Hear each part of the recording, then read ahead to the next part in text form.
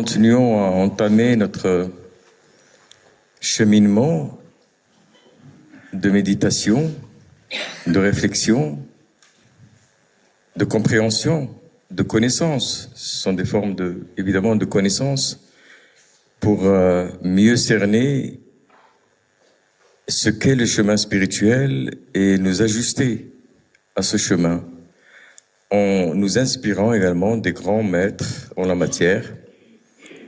Et la thématique de cette matinée, imagination créatrice et connaissance de soi, fait bien sûr référence à beaucoup d'entre eux, mais principalement Ibn Arabi, et je dirais même pour les francophones, à un livre qui est devenu un livre de référence en la matière, qui est celui d'Henri Corbin,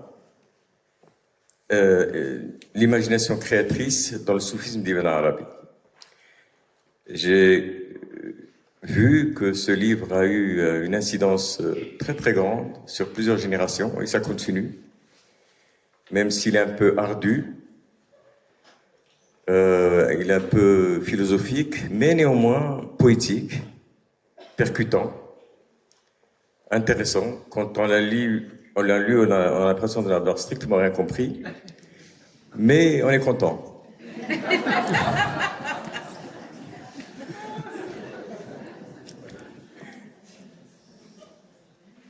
Et donc, voilà, c'est un spécialiste de la phénoménologie heideggerienne. Henri Corbin a été le premier traducteur d'Heidegger de l'allemand en français. Et je crois qu'il a été très imbibé de cette méthodologie phénoménologique pour approcher aussi l'œuvre d'Ibn Arabi. Le poète soufi dit لم يكن بمكان وهو كل الأمر من رآه عيان لم يفق من سكري. Il n'est nulle part en parlant de Dieu, mais il est pourtant toute chose. Celui qui le voit vraiment ne se réveille pas de son ivresse. Alors c'est véritablement quelque chose de fascinant quand on essaie de comprendre ce que nous disent les soufis, ce que nous disent les poètes soufis. Les traités aussi de métaphysique sur Alam el-Mithal, le monde du symbole ou de l'imaginal, puisque Henri Corbin préfère traduire par imaginal plutôt que imaginaire, pour ne pas confondre avec l'imagination subjective. Parce qu'en définitive, quelle est la différence? C'est que sur un plan subjectif, on peut se représenter beaucoup de choses et on a besoin de cette forme d'imaginaire. N'est-ce pas? On imagine des choses, on peut même sous forme éveillée projeter beaucoup de choses qui nous concernent, de la vie, de l'avenir, du passé, de ce que l'on désire un peu nous représenter. Mais déjà, nous sommes dans le monde du symbole et de l'imaginal lorsque ce sont des choses qui viennent indépendamment de nous. Elles se manifestent. Donc elles viennent non pas d'une volonté consciente, mais d'un autre domaine qui est celui de l'invisible. Alors peut-être certains vont l'appeler inconscient, pourquoi pas? Ça dépend de ce qu'on entend par ce terme. En tout cas, on n'en a pas conscience, nous. Et puis, c'est beaucoup plus vaste que ce qu'on entend d'ordinaire par inconscient, l'inconscient freudien, qui n'est que la partie obscure qui existe, évidemment, de notre être. Personne ne peut nier que nous avons cette ombre en nous-mêmes, cette obscurité. Nous l'avons tous. Mais derrière cette obscurité, il y a aussi bien d'autres choses. Il y a des lumières, et derrière ces lumières, il y a encore d'autres formes d'obscurité, et ainsi de suite. Donc, il s'agit d'un monde invisible, illimité. Donc, c'est l'Alam al-Ghaib, Le ghaib, c'est ce qui échappe à notre contemplation, à la mushahada, au visible. Alim al-ghaib ou shahada. C'est ce dont parle le Coran, le monde de l'invisible et le monde du visible.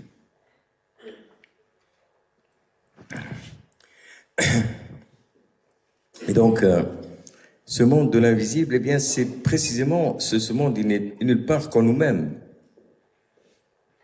Il est évidemment aussi en dehors de nous-mêmes, mais il est en nous-mêmes également. Parce que tout se passe dans la conscience que l'on a des choses. Alors, l'am yakun bimakan wa huwa kullu al-amri, il n'est nulle part et il est pourtant toute chose. Celui qui le voit vraiment ne se réveille pas ou ne se relève pas de son ivresse. Parce que commencer à percevoir cette présence divine nous plonge dans un état de fascination, nous plonge dans un état, eh bien oui, de présence, nous plonge dans un état de proximité, nous plonge dans un état d'intimité avec le secret de l'être, avec, justement, on le dit secret parce que précisément, ça échappe à nos facultés ordinaires. On ne peut qu'en avoir la saveur et l'expérience. Alors cette saveur et cette expérience, elle peut s'exprimer de plusieurs façons et les soufis vont utiliser un terme qu'il est intéressant de noter, qui est le tajalli, la théophanie. La théophanie. Lam yakun bimakan, il est nulle part, il est pourtant toute chose. Ça veut dire quoi? Ce que je vois, beaucoup de choses autour de moi, donc Dieu n'est pas là, mais il est pourtant là. Ça veut dire que je le vois avec une autre faculté que ma vision physique. Je le vois avec ma vision du cœur. Il y a la vision du basar et il y a la vision de la basira. Et cette vision du cœur, elle est précisément celle de la faculté, non pas de l'imaginaire, mais de l'imaginal. On commence à voir toute chose, mais comme si toute chose devient transparent, devient quand même comme un miroir, n'est-ce pas, qui reflète quelque chose qui le dépasse. C'est comme si finalement le monde devient autant constitué par autant de signes vivants. C'est comme si avant on voyait des lettres mais dont on ne savait pas la signification. Et que d'un seul coup, ces lettres, elles nous renvoient à des ma'ani, à des signifiés. La contemplation, c'est une façon de lire, n'est-ce pas? De s'éveiller à la lecture, au fait de comprendre un petit peu ce que nous disent les symboles. Donc tout devient symbole et le monde de l'imaginal, c'est le monde qui relie, selon Ibn Arabi, le monde de l'esprit qui lui est au-delà de toute image, de toute représentation, et le monde des corps. Donc entre les deux, il y a le monde de l'imaginal. Et d'ailleurs, il dit précisément, le monde de l'imaginal, Alam al-Mithal, c'est le monde dans lequel les esprits se corporalisent et les corps se spiritualisent. Parce qu'en définitive, lorsqu'on fait des rêves, parfois des rêves d'une très grande clarté, ça peut arriver. Comme il peut arriver, et beaucoup plus souvent, qu'on fasse des rêves qui n'ont, tout simplement parce qu'on a mal digéré. Ce qui peut arriver aussi. Et donc toutes sortes de choses qui sont un peu sans queue ni tête. Mais il arrive quelquefois que, surtout quand on est dans ce processus de travail sur soi, de cheminement, il y a ce qu'on appelle les songes. Et un songe, par rapport à un rêve ordinaire, c'est un rêve qui est porteur de symboles. On voit des images, on voit des personnes, on voit des situations, mais ce qui est important, c'est ce que ceci nous dit. Il nous renvoie à autre chose. On voit quelqu'un qui s'appelle Daoud. Je vois Sidi Daoud dans le rêve. Je me dis, ah, si j'ai vu Sidi Daoud dans le rêve, c'est que ça doit vouloir dire quelque chose. Je peux penser au prophète Daoud, et je peux penser à différentes choses qui peuvent me renvoyer au fait que c'est cela que j'ai vu. N'est-ce pas? Donc, et puis les rêves peuvent être plus ou moins longs, mais on sait, tout le monde comprend que c'est symbolique. Tout le monde comprend que ce n'est pas littéral. Que ce qu'on a vu, c'est pas comme on voit, on sort de chez soi et puis on regarde. Mais finalement, plus on avance, plus la transparence du monde fait que tout est symbole. Mais pas dans une interprétation mentale, pas par le fait de forcer les choses, mais par une capacité de commencer à percevoir les choses à un autre degré. Et les choses renvoient à sa présence, renvoient à ce sens ultime qui traverse toute chose et qui est le sens de la plénitude de l'être.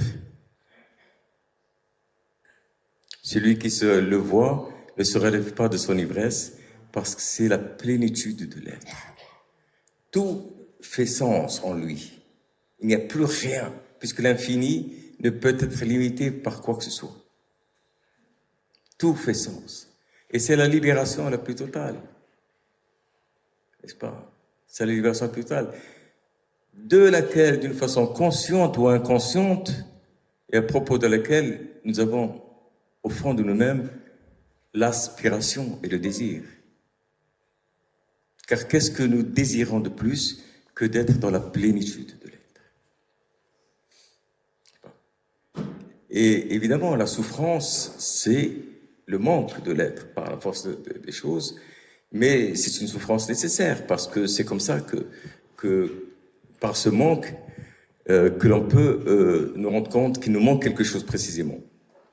Donc, si vous voulez un petit peu, c'est pour mettre un lien entre le monde de l'imaginal, le monde de la connaissance de soi, ce que nous ont dit Ibn Arabi, et le tajalli, qui n'est pas, et c'est là un terme qui est intéressant, qui n'est pas incarnation. Si par exemple, moi je vois quelqu'un en rêve ou en réalité, et que d'un seul coup, j'ai une sensation de quelque chose qui transcende le regard ordinaire, qui est une présence, eh bien, personne ne va dire que il y a une sorte d'incarnation. Non, les âmes jouent alors pleinement leur rôle de psyché, de miroir. Elles ne font que refléter. C'est comme le soleil, lorsqu'il se projette dans un miroir, on ne peut pas dire que le soleil est dans le miroir, ou il est limité par le miroir. C'est la différence entre le tajalli, la théophanie, ou bien l'épiphanie, qu'on retrouve aussi dans les doctrines chrétiennes, et l'incarnation, où il y a le sens de carner, c'est-à-dire de l'imitation par le corps. Mais bon, ça c'est comme ça que les soufis, d'ailleurs les soufis ne parlent pas d'incarnation, ça c'est un terme avec lequel on essaie de traduire, mais ils parlent de hulul. Hulul, c'est-à-dire d'entrer dedans. Alors c'est pour cela que vous avez des situations comme le grand mystique al-Hallaj, duquel d'ailleurs Ibn Arabi parle beaucoup, qui a eu cette expérience très forte, très puissante de la présence divine dans sa psyché, dans son miroir, dans sa conscience, au point tel qu'il parcourait les rues en disant « Je suis la vérité ». Et évidemment, comme on peut s'y attendre, hein, ça lui a coûté quelques ennuis. n'est-ce pas? Si vous écoutez quelques ennuis, un grand orientaliste, Louis Massignon, a fait un travail qui s'appelle La Passion de l'âge, la Passion de l'âge, mais d'après les soufis, c'est simplement un moment, même s'il est très puissant, même s'il est très fort, c'est un moment de confusion, n'est-ce pas?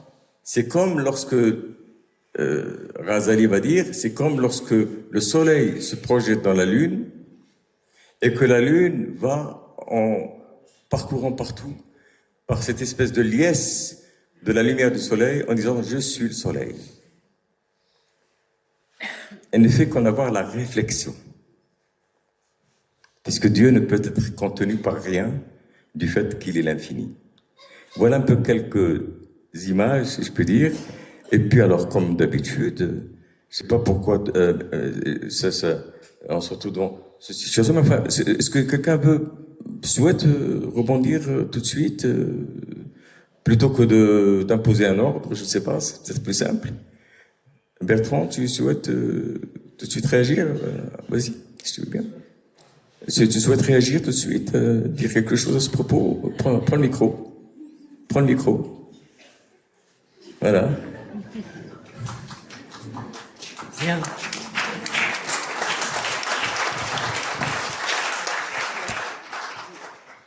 Oui.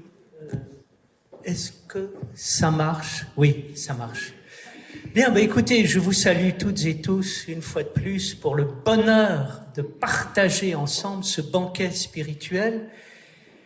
J'aime bien comprendre les choses, vous l'avez compris dans mes dernières interventions, et je voudrais, pour aider notre débat, brièvement montrer la fantastique aventure de l'imagination dans notre culture.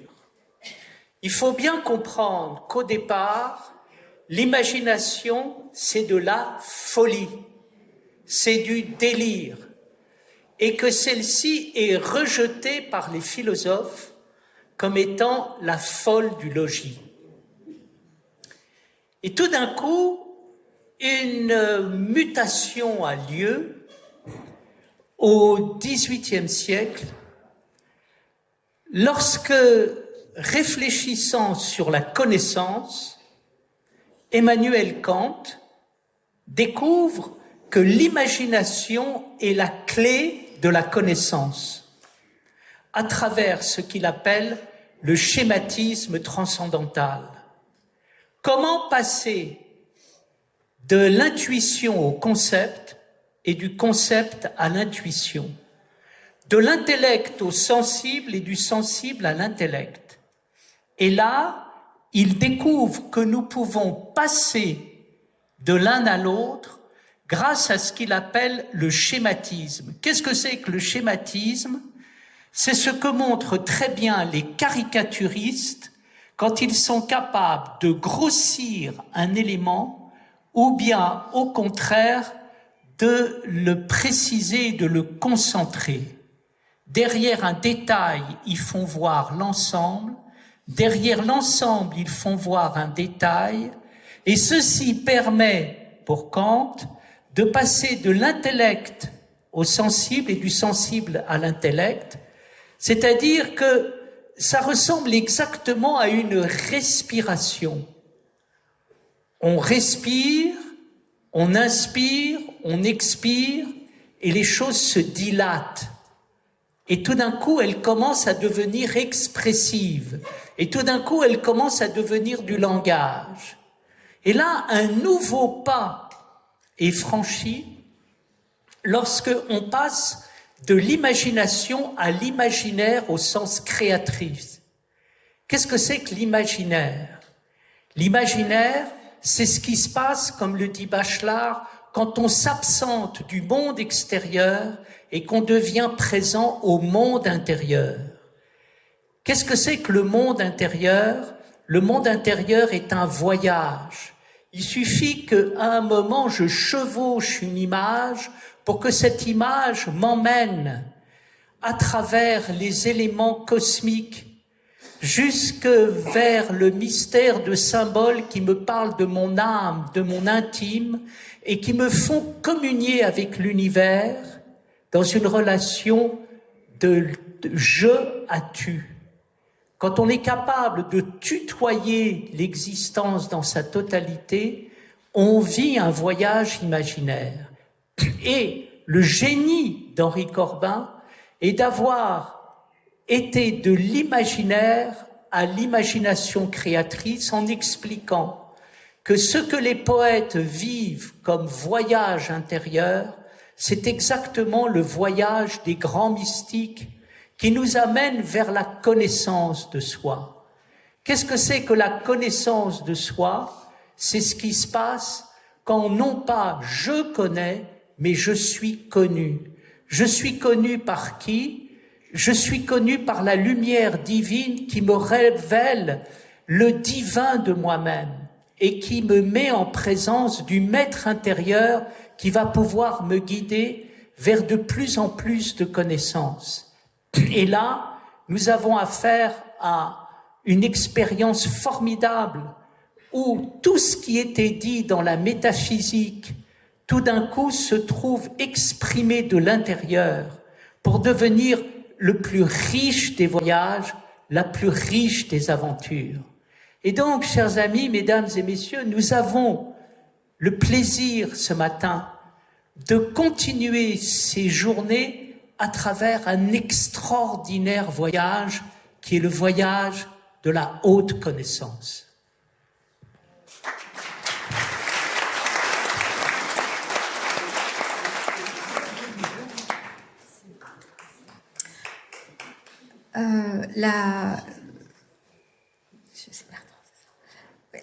Bertrand nous a expliqué très bien qu'il a fallu attendre le XVIIIe siècle en Europe pour que l'imagination revienne au cœur de la philosophie. Ce qui peut caractériser peut-être l'une des trouvailles géniales de la tradition philosophique et spirituelle islamique, c'est la question de l'imagination. Il y a deux grandes choses. Il y a une métaphysique, une ontologie de génie, dont Avicenne et Ibn Arabi de l'autre côté sont les deux grands représentants. Et il y a cette doctrine de l'imagination qui est au cœur de toute la pensée philosophique et spirituelle. À partir d'Avicenne, à partir de Farabi, pardon. Farabi, Avicenne, Al-Ghazali, Sohrawardi, Ibn Arabi, Mullah Sadra. Et tout ce qui gravite autour de ces figures géniales. Donc peut-être l'une des intuitions les plus profondes de cette tradition spirituelle et intellectuelle, c'est la question de l'imagination. Pour ces penseurs, l'imagination, cela a été dit longuement et très bien par Sifaous Israeli, l'imagination, ce n'est pas la puissance psychique. Ce n'est pas moi, vous, en train d'imaginer quelque chose, me représenter demain à la plage, contente avec mes amis. C'est pas ça. C'est pour ça que le génie de Corbin était de trouver ce mot qui dit imaginal. L'imaginal n'est pas l'imagination. L'imaginal est quelque chose qui nous dépasse, c'est quelque chose qui est transcendant, et c'est quelque chose auquel avec lequel nous nous mettons en contact. Il y a toute une cosmologie derrière, une représentation du monde, mais ce qui est important de retenir, c'est que pour ces penseurs,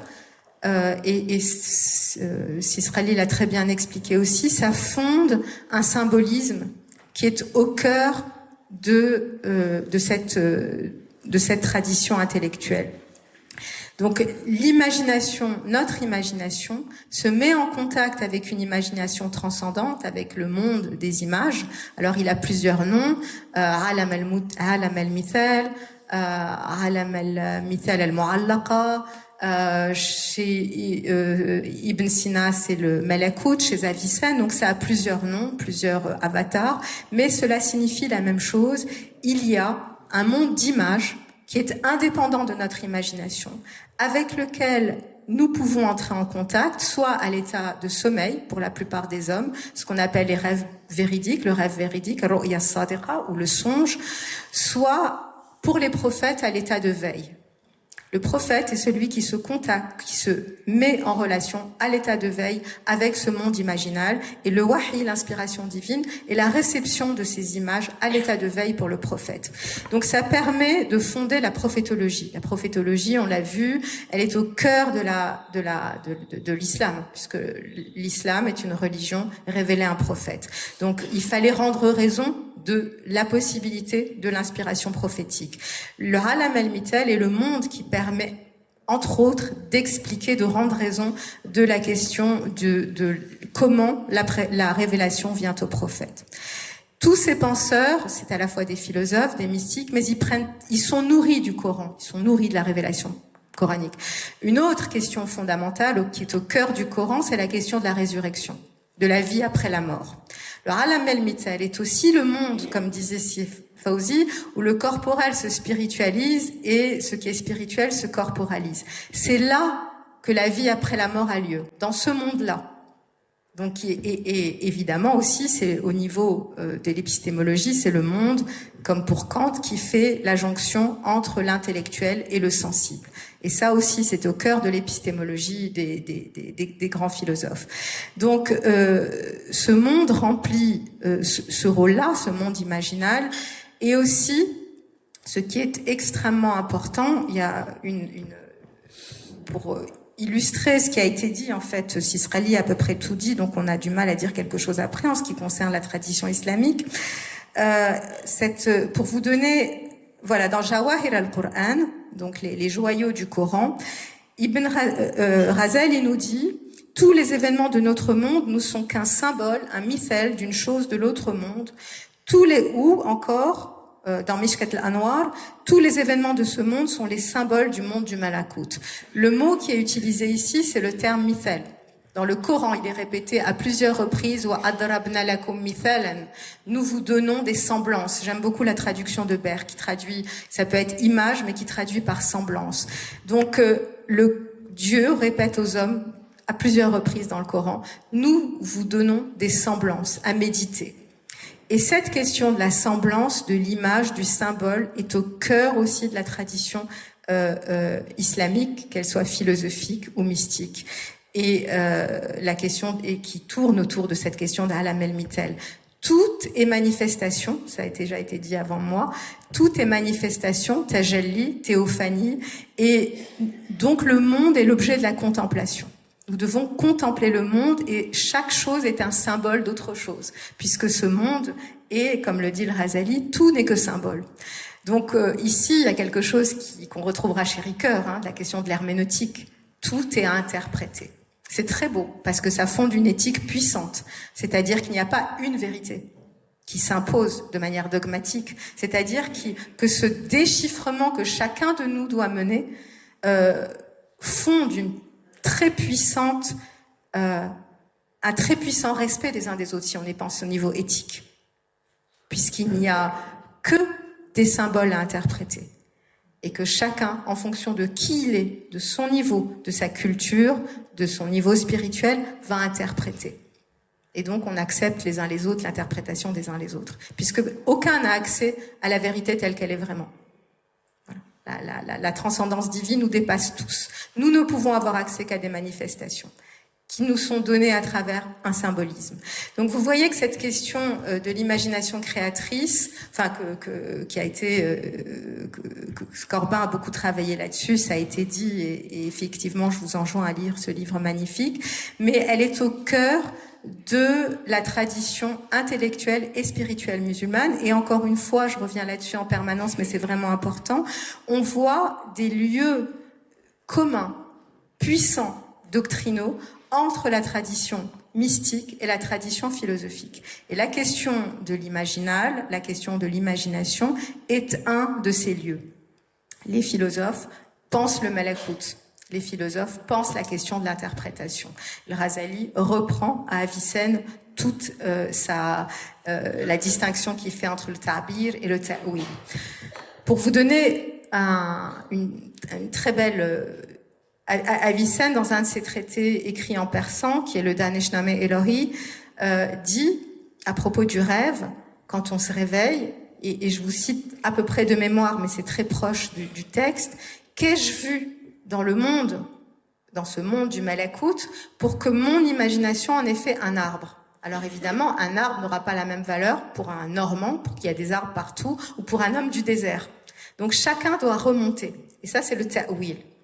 Et il dit, donc les rêves doivent être interprétés, mais le Coran aussi doit être interprété. Il y a un ta'wil, parce que le Coran aussi vient au prophète à travers le monde imaginal. Donc là aussi, ça fonde une lecture et une interprétation. Aujourd'hui, si on acceptait tous la nécessité d'interpréter le Coran, ça poserait beaucoup moins de problèmes et ça pourrait aussi unir les musulmans. Donc vous voyez que cette question de l'imagination, elle est d'une fécondité extraordinaire et à mon sens, c'est un des apports les plus puissants de cette tradition intellectuelle. Et je m'arrête là, je vous remercie.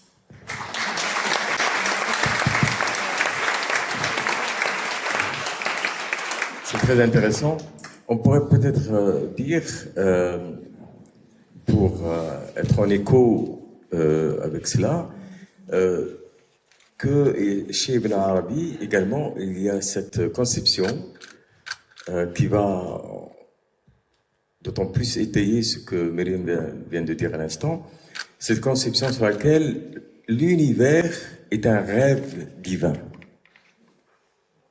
C'est-à-dire, nous sommes, nous, dans le rêve et dans l'imagination divine. Nous sommes les produits de l'imagination divine. Le khayal ilahi. Et à partir du moment où nous sommes nous-mêmes dans cette imagination, dans cette production continue, par instant, sans cesse recréée, répétée de cette imagination divine, eh bien, par excellence, tout ce qui se produit dans cette imagination, comme dans le rêve, a cette faculté et ce statut de pouvoir être interprété. Devient un symbole, n'est-ce pas? Parce que, justement, on ne peut pas prendre les choses que d'une façon littérale et au pied de la lettre. Donc, je crois, ça donne le répond un peu à cet écho-là.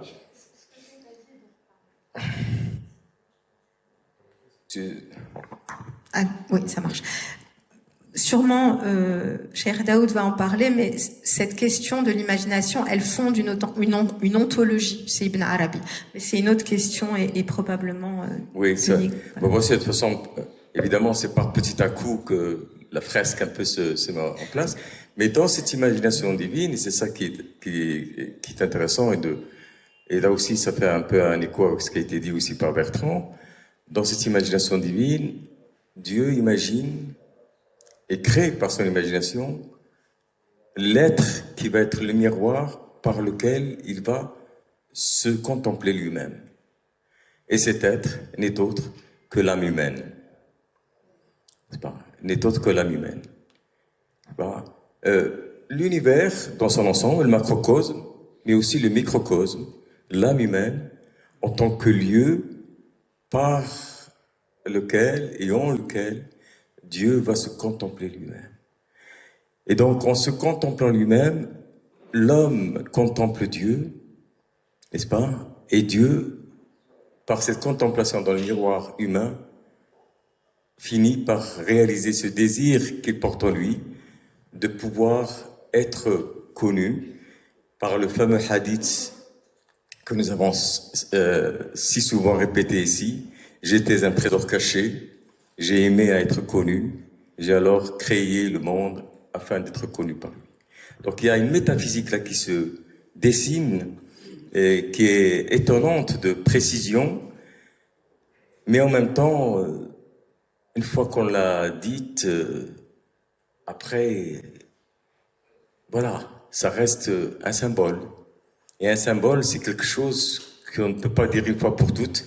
C'est quelque chose que l'on est amené à revisiter sans cesse, de manière à en faire quelque chose d'effectif, quelque chose qui nous met dans cette situation, dans cette possibilité de contemplation.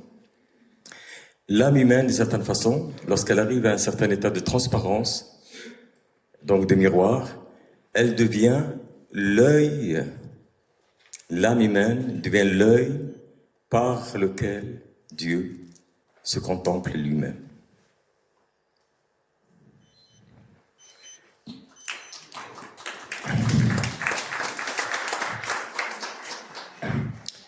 Alors c'est un symbole absolument incroyablement puissant et beau, mais qui nous parle de quelque chose qui est au-delà de ce que l'on peut penser, c'est-à-dire l'unité. L'unité n'est pas pensable. C'est pas.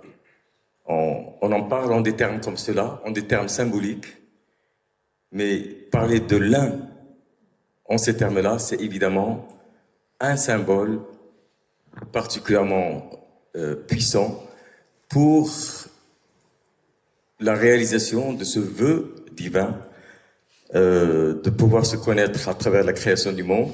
Et c'est la raison même de notre création, et c'est la raison même du fait que nous fassions partie de cet imaginal divin qui est l'univers par lui-même et qui est aussi notre univers particulier. Ce qui fait, juste par le fait qu'il y a quelque chose de très intéressant et que Henri Corbin souligne, mais c'est que ce processus, et c'est ce qui s'opère aussi, alors on verra de quelle façon, mais c'est ce qui s'opère aussi dans l'imagination créative de l'homme, parce qu'au fur et à mesure qu'on se rapproche de cette réalité divine en nous, on participe de ce processus d'imagination créative et créatrice.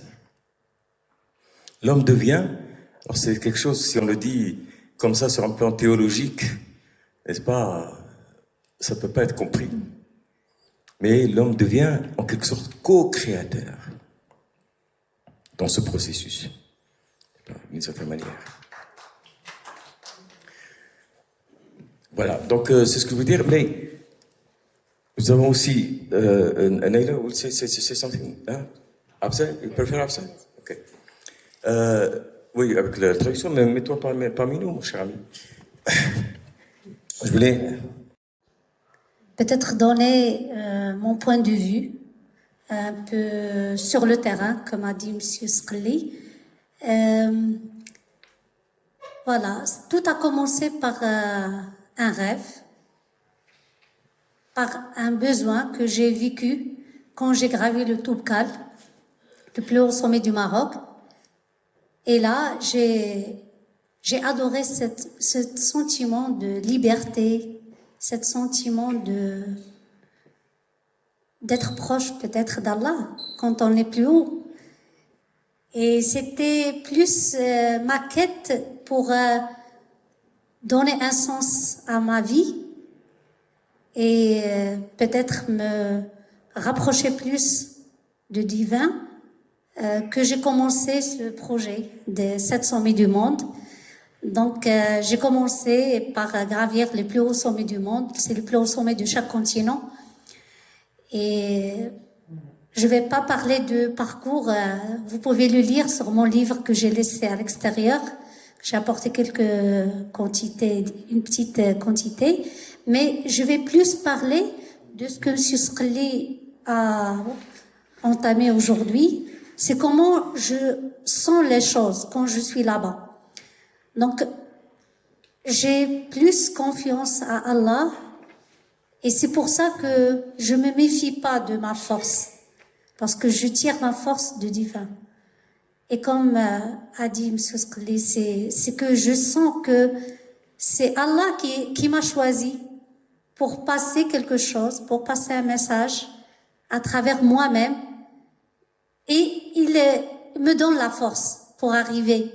Donc, quand je suis là-bas, je sens toujours l'existence d'Allah partout. D'ailleurs, pour moi, la montagne, c'est pas de la roche, c'est un être vivant. Que je parle avec lui, que je demande son autorisation et que je le respecte. Et je suis pas là juste pour dire que je vais arriver au sommet et je sens de l'ego et surdimensionné, mais plus d'humilité quand j'atteins le sommet, plus de gratitude que Allah m'a donné la force et la sécurité pour arriver. Et ce qu'on découvre là-bas, c'est plus, on passe de l'autre côté de la performance, de l'exploit sportif, mais c'est plus de trouver votre âme, vous trouvez un sens à votre vie et d'avoir une vision plus symbolique et plus large, plus de liberté. Et d'ailleurs, je vais donner un exemple qui est je me suis rappelé quand M. Scriba a parlé des visions. Et là, j'étais au sommet de l'Everest et j'étais en train de descendre. J'étais déjà encore à 8800. Donc, je descendais de 8800 à 8600. Et là, je m'assois et je vois devant moi de l'espace grandiose. Des autres sommets, plus de 8000, plus de 7000 au-dessous de moi. Et d'un coup, je vois une vision. Je vois des jeunes filles devant moi et que je suis en train de parler avec elles. Et quand j'ai retourné, je me suis rappelé de cette vision-là. Et je savais pas que c'était pas une vision qui vient de mental. C'était un message que j'ai cherché depuis plusieurs années pour savoir pourquoi je fais ça.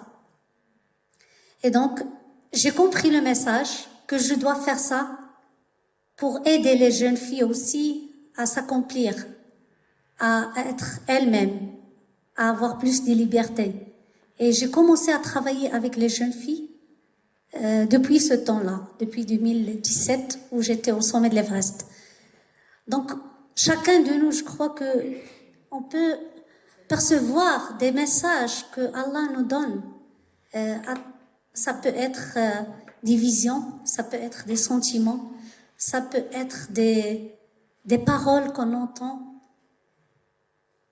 Et peut-être on fait pas ça pour nous-mêmes, mais comme a été dit, on projette ce que Allah veut qu'on projette à travers nous. C'est seulement pas... il ne faut pas dire que j'ai fait ça moi-même, ça c'est de l'ego. Mais de dire que j'ai juste manifesté ce que Allah a voulu que je manifeste aux autres et que chacun voit dans moi, dans d'autres personnes, une inspiration pour qu'il suit aussi son chemin. Et d'ailleurs, ce chemin, chaque chemin de spiritualité, ça commence par la connaissance de soi. Et comment on se connaît nous-mêmes, c'est à travers les expériences qu'on vit. Et à chaque fois, on se découvre. Et quand on se découvre, on découvre d'autres aspects. Et c'est un chemin qui n'est pas facile. Il y a plein de souffrances là-dedans. Comme moi, je parle. Qui sont restés, que personne n'a été venu chercher, n'est-ce pas, qui sont restés dans les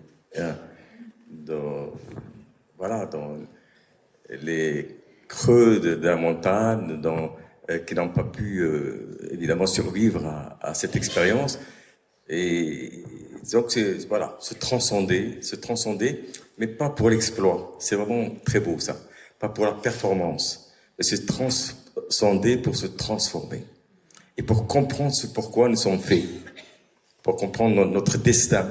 Et je crois que c'est une des choses de l'imagination créatrice, c'est précisément pouvoir avoir accès à nos désirs les plus profonds, à ce qui véritablement nous indique ce pourquoi nous sommes faits et ce que nous devons, et ce pourquoi et en quoi et de quelle façon nous devons nous accomplir. Et ça, c'est une très, très belle expérience. Merci beaucoup.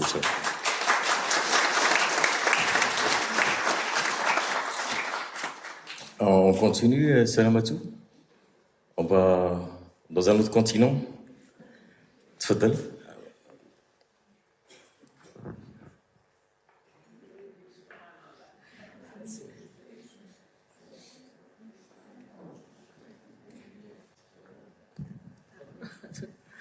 Donc, je voulais dire, après ce que j'ai entendu, Subhanallah, et la place du don et de la baraka. Traduire de temps en temps les termes que tu emploies en arabe. Non, mais c'est juste pour que tout le monde ne connaît pas l'arabe. Mais ce n'est pas Subhanallah que je traduis. Je traduis juste le don. D'accord, allez-y, Sidi. Non, c'est simplement louange à Dieu. Hein, c'est aussi. Mais c'est quand même pas mal. C'est ça, gloire à Dieu. Subhanallah, c'est gloire à Dieu après ce qu'on a entendu. Et chacun de nous a une baraka. Il suffit juste que nous la connaissons. Donc, je salue tout le monde dans cette salle et je rends grâce à Dieu et je sais que nous rendons grâce à Dieu d'être ici à Fès et de vivre ce que nous vivons ensemble en tant que fils d'Adam.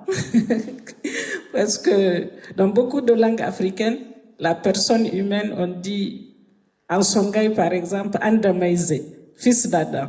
En Hausa, Dan Adam. En Peulbi, Adam. Vous prenez beaucoup de langues africaines, c'est synonyme de la personne humaine. Donc, en ce... Ça a été abordé déjà, évidemment, la question du songe. Puisque c'est la vision en rêve de forme concrète. Évidemment, c'est toute l'histoire de Joseph dans le Coran, qui est dans le Coran, où Joseph, qui est le récit d'une initiation prophétique sous la direction du père de Joseph, c'est-à-dire Jacob, qui a une fonction beaucoup plus importante dans le Coran que dans le récit biblique, parce que c'est lui qui dirige son fils, en fait, sans en avoir l'air.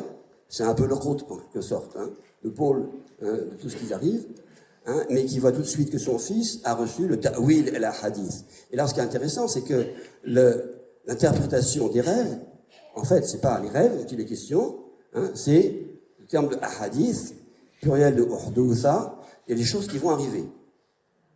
Et là, c'est toute la question, effectivement, du rapport entre quelque chose qui est vécu sur un plan imaginal, avec son occurrence dans ce monde.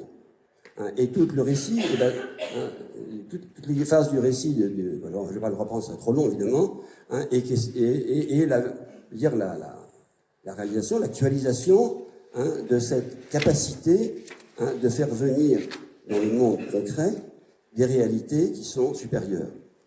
Et que c'est l'interprétation que Joseph fait des rêves de ces deux co-prisonniers, et en interprétant, il fait venir à l'existence, en fait, ce qu'ils ont vu.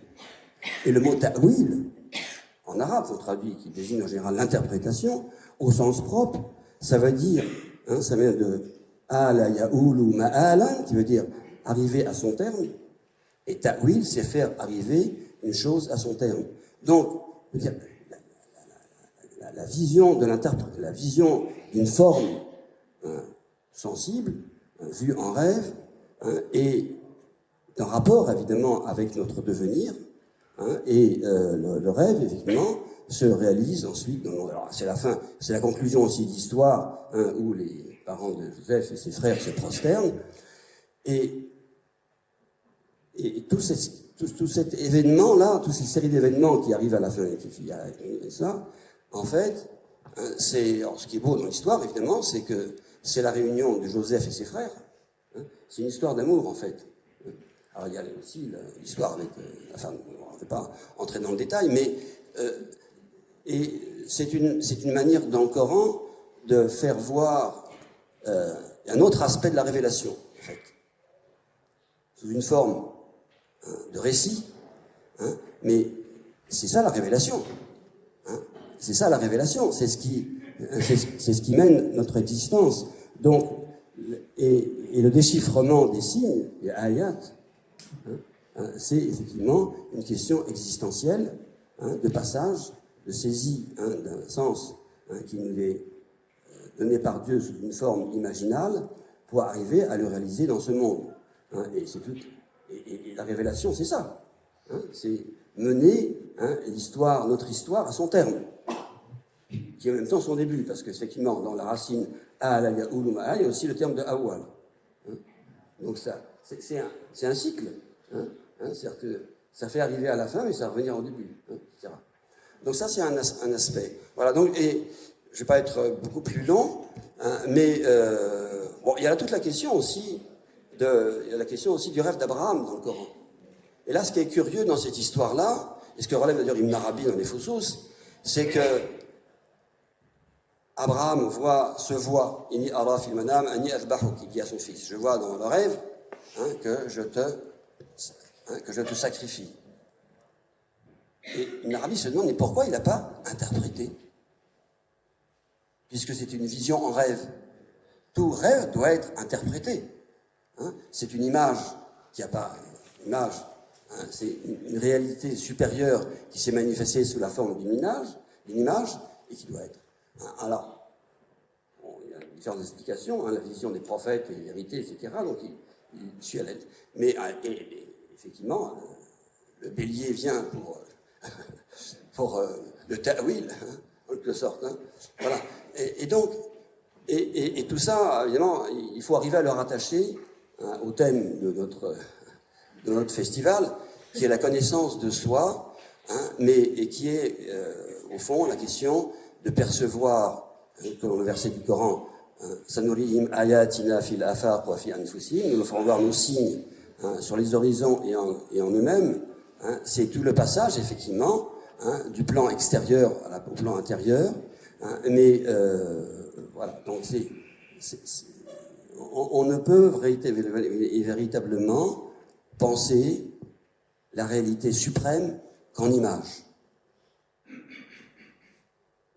Et ça, c'est un problème pour notre appréhension de la transcendance divine, mais en réalité, on ne connaît que soi-même.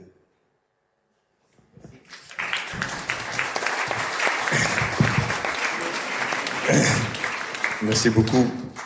Je crois qu'on a des éléments, un certain nombre d'éléments concrets, de récits symboliques qui permettent d'avoir des supports sur les exemples d'interprétation.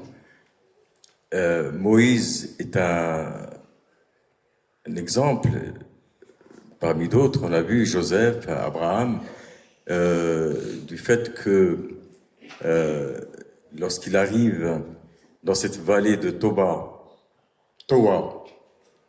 et qu'il, devant le buisson ardent, et que dans le Coran, il lui dit « Ikhla'na alayka » déchausse-toi de tes 2 sandales. Enlève tes 2 sandales avant d'arriver à Dieu. Chez les soufis, cette phrase-là signifie va du monde de la dualité, les 2 sandales, vers le monde de l'unité, vers le monde de la présence de l'unité. Et donc, effectivement, c'est précisément, on ne peut venir à la présence divine avec la perception de la dualité en soi-même. Et puis aussi, il y a le passage, évidemment, lorsque Moïse, sur la montagne, sur le sommet de la montagne, il cherche à voir Dieu. Il dit « Rabbi, arini andor ilayka » laisse-moi te regarder, laisse-moi te voir, parce que jusqu'à présent, et c'était une des spécificités du message mosaïque, ce qu'il venait par l'audition, par l'inspiration de l'audition. Si bien que dans la tradition de l'islam, on l'appelle celui qui converse avec Dieu. Kalimullah. N'est-ce pas? Et là, il a envie de voir. N'est-ce pas? D'ailleurs, quand on parle du monde de l'imaginal, c'est tous les sens. Là, on parle de l'image, mais ça peut être le tactile, ça peut être par l'olfactif, ça peut être par l'audition. Tous les sens extérieurs ont une signification intérieure et symbolique. N'est-ce pas? Ça, on le comprend bien quand on dit oui, je vois. N'est-ce pas? Je vois, je comprends. Oui, j'entends bien, n'est-ce pas? Je perçois bien, ainsi de suite, n'est-ce pas? Donc c'est l'imaginal, c'est tous les sens humains transposés sur un plan spirituel. Et donc, en l'occurrence, quand il demande à voir Dieu, Dieu lui dit, regarde cette montagne, si elle reste à sa place, eh bien, tu me verras. Et Dieu se projeta, et là, il emploie le terme dont nous avions parlé tout à l'heure, de l'épiphanie, de la théophanie, Tajalla et al-Jabali,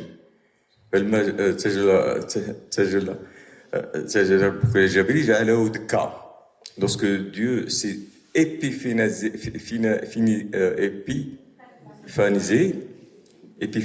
sur la montagne, il l'a réduit à néant. N'est-ce pas? Alors, et Moïse est tombé évanoui. Moïse est tombé évanoui. Et puis lorsqu'il s'est réveillé, donc il est revenu vers Dieu par une parole de gratitude, aussi de retour vers une relation d'autant plus puissante que de l'expérience qu'il a pu vivre à ce moment-là. Mais chez les soufis, là aussi, je vous laisse imaginer de quoi il s'agit. Qu'est-ce que c'est que cette disparition de la montagne? Comment on va l'interpréter? Ben, c'est la disparition de l'ego. Si tu veux voir Dieu, il faut que ton ego disparaisse et qu'il soit anéanti. Et à ce moment-là, tu t'évanouis. La conscience ordinaire s'évanouit et les choses se passent à un tout autre niveau. On dit فسرت موسى زماني وصار بعدي كلي. C'est une qasida. Je suis devenu le Moïse de mon temps et ce qui était partiel est devenu infinitude. Donc c'est un peu tout cet ensemble d'interprétations qui sont extrêmement utiles, et d'ailleurs Myriam le soulignait tout à l'heure, c'est toute la question aujourd'hui qui se pose autour des textes sacrés et de la capacité de les interpréter, d'ailleurs sans jamais prétendre en épuiser l'interprétation, parce que c'est une interprétation d'ailleurs qui n'est faite que pour nous, qui n'a de sens que pour nous, à l'instant où on le fait. Elle n'a pas de sens de pouvoir se prétendre à s'imposer aux autres, parce qu'elle est en rapport avec notre propre chemin. À un certain moment, on comprend certaines choses qui nous sont utiles dans le cheminement qui est le nôtre, n'est-ce pas? Et puis, quand on comprend que personne n'a le cachet de pouvoir être détenteur de la vérité interprétative pour l'ensemble, eh bien, c'est autre chose qui se passe. C'est pas? On commence à voir avec la religion une toute autre relation. Beaucoup plus riche, beaucoup plus intéressante, beaucoup plus interfécondante, n'est-ce pas? Et c'est exactement cette histoire que nous a racontée Ibn Tufayl dans Le Vivant, fils de l'éveillé. Il a voulu montrer que les religions doivent pouvoir être interprétées symboliquement pour pouvoir aboutir à pénétrer leur sens profond. Voilà une chose. Et puis maintenant, merci beaucoup aussi Daoud encore une fois, mais il y a beaucoup de choses. Il nous a donné beaucoup d'éléments, je pense, et de supports de méditation, et notamment le bâton qui est à la fois le moi, notre moi est une béquille, c'est pas? À défaut d'autre chose, on s'appuie dessus, mais c'est aussi un serpent. C'est aussi... Et puis il y a quelque chose aussi que tu as souligné, Daoud, qui me paraît très importante, c'est les deux types d'imaginaire. Il y a une forme d'imagination, comme les rêves d'ailleurs. D'ailleurs, il y a un propos du prophète qui dit le ru'ya min ar-rahman wa al-hulm min ash-shaytan, n'est-ce pas? Le ru'ya, c'est la vision. D'ailleurs, comme le disait, l'a souligné Bouchard tout à l'heure, la vision peut être parfois à l'état d'éveil, parce que ce n'est qu'une question de sensibilité à un certain moment, pour pouvoir voir des choses comme elle l'a vu, parce qu'elle était dans un tel état d'épuisement, j'imagine, de lâcher prise, et ainsi de suite, qu'on est comme dans un rêve, c'est-à-dire que tous nos sens finissent par s'effondrer et on a accès à quelque chose d'autre, à ce monde de l'imaginal, et en l'occurrence au symbole que tu as pu voir et auquel tu as pu accéder. Mais l'imaginaire est aussi le lieu, pas l'imaginal, mais l'imaginaire de toutes les illusions. Voilà, de toutes les illusions, de toutes les hallucinations qui peuvent se produire, de tous les errements qui peuvent se produire, et qui peuvent venir de nos pulsions, de nos... Voilà, et qui peuvent parfois être évidemment très problématiques. Donc maintenant, on va avoir le plaisir d'entendre Lala Naïla. Je pense que je ne représentais pas nos amis parce que maintenant, avec les jours passants, vous les connaissez tous. Naïla nous vient de Lahore, du Pakistan, et elle va donc parler en anglais. Et Mohamed va traduire en français. Bismillahirrahmanirrahim. Sallallahu ala habibi Muhammadin wa ala alihi wa sahbihi wa sallam. Thank you for this opportunity. So everybody has spoken about the subject. Let me see if I can add anything more to it. Merci beaucoup pour... Vous m'entendez? Merci beaucoup pour cette opportunité. Je crois que tout le monde a déjà bien couvert le sujet, donc je vais essayer d'ajouter.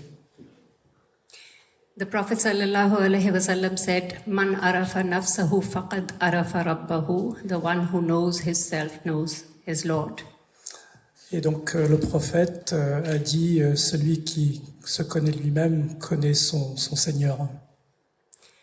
So we understand that the knowledge of the divine can be attained through knowledge of the self, the soul, the inner reality. Et donc nous savons que la connaissance de l'âme est une façon de symbole. So symbols, images, meanings are the very material of creative imagination. Et donc les symboles, les significations représentent le véritable matériel de notre imagination. A place, as Henry Corbin says, bodies are spiritualized and spirits are corporealized. Et c'est donc cet espace qu'Henri Corbin décrit comme étant l'endroit où les corps se spiritualisent et les esprits se corporalisent.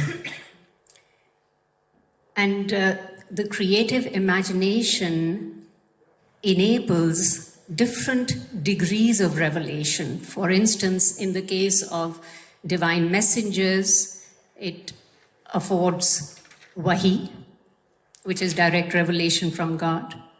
Et donc cet espace de créativité est un moyen de révélation. C'est par ces différents degrés de révélation. C'est cet espace de degrés de révélation.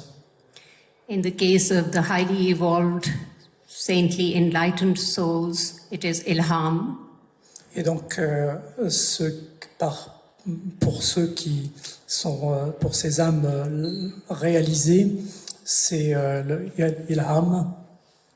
In the case of artists, musicians, it is the inspiration that comes to them, any form of artistic or higher inspiration. Et donc, pour les artistes, c'est l'inspiration dans leurs œuvres. In any case, it is of great value to us in order for us to feel that connection between the lower realm of being and the higher reality.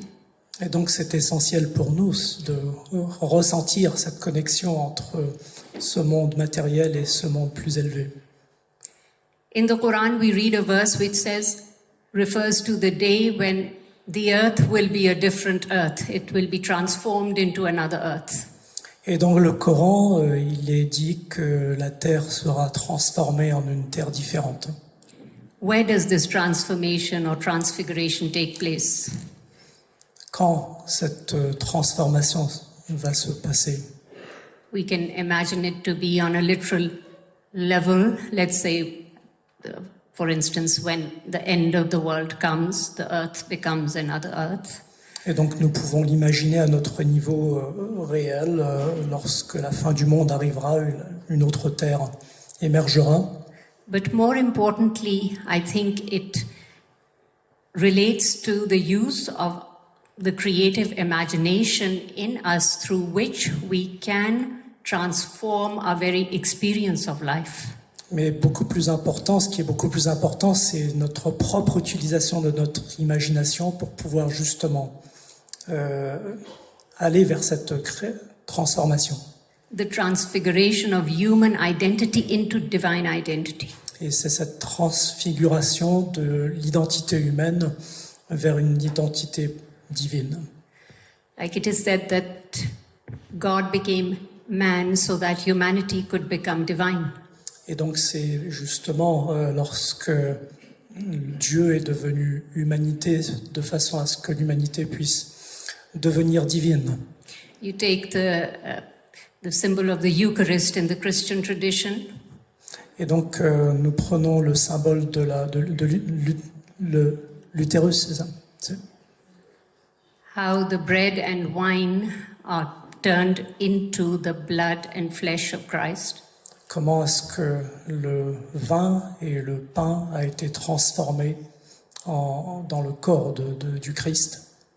And then again in the Islamic tradition, for example, the Mi'raj of the Nabi sallallahu alaihi wasallam would not be comprehensible to us without the creative imagination conveying to us its meaning. Et donc, de la même façon, avec le prophète, notre prophète Mohammed, nous ne pourrions pas non plus le comprendre sans notre interprétation créative.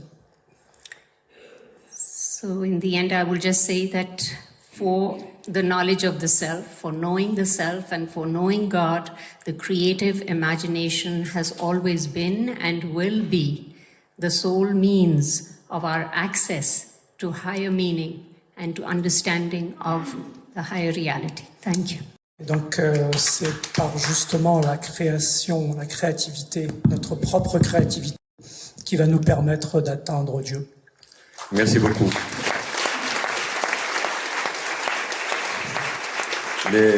La magie fonctionne comme chaque matin, Dieu merci, parce qu'il y a toujours cette espèce de fresque comme ça qui se met en place, de mosaïque, et puis on va écouter évidemment vos interventions. Bariza tout de suite. Simplement dire une petite chose très rapide. Il y a un hadith un propos dans lequel Dieu parle. Il dit: je suis dans la perception que mon serviteur se fait de moi. N'est-ce pas? Et ça, c'est quelque chose. Ana inda dhanni abdi bi. Ana indi husni dhanni abdi bi. Ou la aina indi dhanni abdi bi. N'est-ce pas? Je suis dans la perception que mon serviteur se fait de moi. Et ça, pour moi, je crois que c'est un exemple d'imagination créatrice. Puisque c'est à nous qu'il appartient de mettre dans notre conception de Dieu ce qu'on veut y mettre. Au lieu de penser que c'est quelque chose que nous subissons, n'est-ce pas? Mais c'est quelque chose que nous co-créons dans notre... Et c'est ce que d'ailleurs Ibn Arabi appelle le Dieu créé dans les croyances. N'est-ce pas? Ça me fait penser à ce que... Donc il y en a une force imaginative qu'on peut développer et qui par là même, par la capacité de magnification, de grandeur, d'amplitude, va transformer aussi notre rapport que nous avons avec le divin et finalement avec la vie, dans le sens large du terme. Donc les choses se passent en nous, dans notre capacité à magnifier notre relation à Dieu, et par là même, lorsqu'on dit magnifier notre relation à Dieu, c'est magnifier la relation à l'univers. C'est pas à tous les êtres. Et là, je crois que là, nous avons une clé pratique, si je puis dire, sur laquelle on peut vraiment travailler, de ce qu'on peut appeler l'imagination active, créatrice, n'est-ce pas, et transformatrice. Bariza?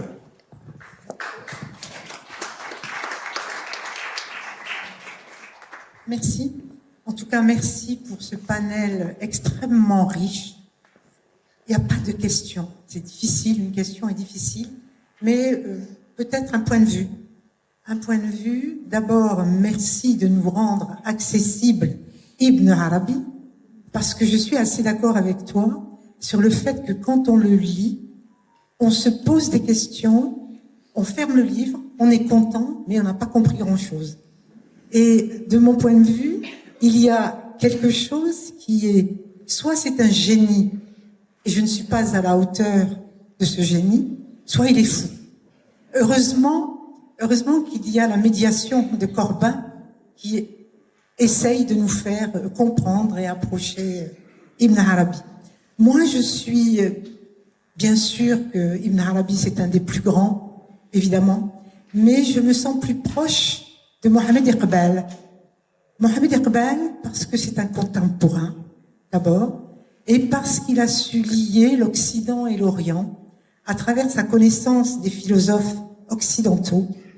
Et il nous dit la chose suivante. Oui, ce que je voulais dire, c'est quand même que Ibn Arabi, c'est quand même un grand poète. Ça, on est tous d'accord là-dessus. On ne sait pas si c'est un génie ou un fou, mais en tout cas, c'est un immense poète. Donc, pour Mohamed Iqbal, l'islam n'est pas quelque chose de figé. Contrairement à ce que pensent les intégristes, n'est absolument pas quelque chose de figé. C'est quelque chose qui est en mouvement perpétuel, grâce justement à cette imagination créatrice qui doit être tout le temps réinterprétée. Et donc ça nous ouvre des horizons du possible phénoménaux. Alors, le mot semblance m'a beaucoup perturbé sur la symbolique. Et je voudrais dire aussi que Bouchara m'a inspiré quelque chose, justement en rapport avec Mohamed Iqbal, qui nous dit aussi que tout ce qui monte converge. Tout ce qui monte converge, et ça nous rappelle l'œcuménisme des spiritualités, vraiment, de toutes les croyances. Et juste un verset du Coran que je suis bien incapable de dire en arabe, et je te laisserai, Fawzi, le fait de le dire, mais en français, ça me rappelle quelque chose, c'est « Nous vous avons envoyé des signes pour toutes, nous avons envoyé des signes pour tous ceux doués d'intelligence. » Donc je te laisse la traduction ou compléter ça. Voilà ce que je voulais vous dire. Est-ce que ça m'a bien inspiré?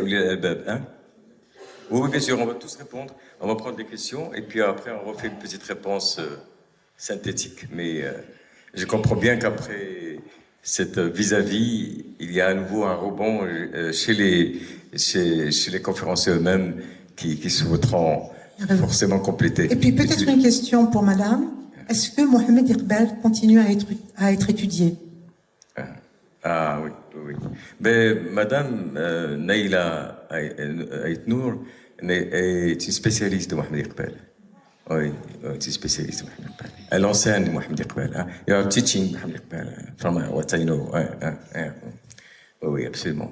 Bah, ça serait difficile d'être soufie pakistanaise et de passer à côté de Mohamed Iqbal. Ça, il faudrait le faire exprès. Voilà, bah, écoutez, c'est parfait. Merci beaucoup, Bariza, pour ton intervention, Madame Wafa.